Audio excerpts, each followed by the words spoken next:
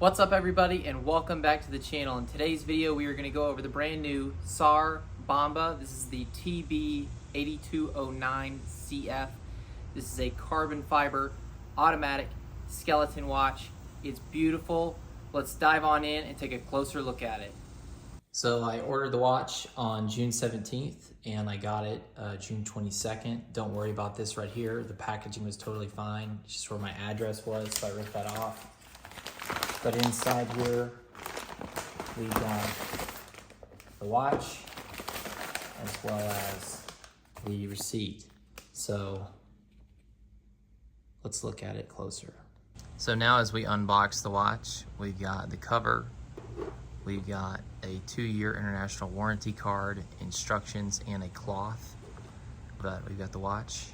So now let's take it out and look at it. So as we take a closer look at this watch, you guys can tell that it's inspired by a Richard Mille. This watch is most likely inspired by the RM5301 as well as the RM3501 Rafa. The watch is lightweight, it's around 120 grams. It's a skeleton with a Miyota 82S0 movement. And I gotta say, this watch is certainly a stunner. I love the carbon fiber on the top. It's very, very comfortable. I love this silicone strap. The strap is smooth, unlike a silicone like phone case. But this thing is really beautiful. The width of the casing is 43.5. The length of the casing is 50.5. And then the height of the casing is 15.5.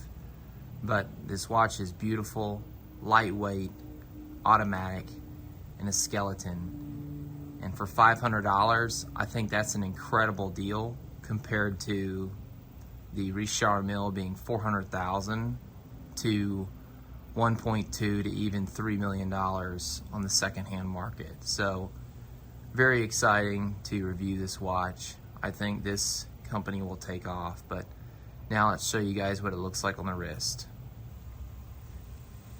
My first impressions with this watch is that I love it. It's lightweight, it's beautiful, carbon fiber, skeleton, silicone strap is smooth, fits on the wrist really well.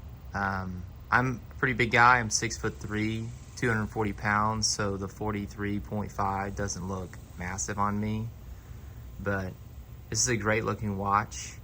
It's water resistant up to 50 meters. The casing is 316 stainless steel. It's painted, got a nice coat over it.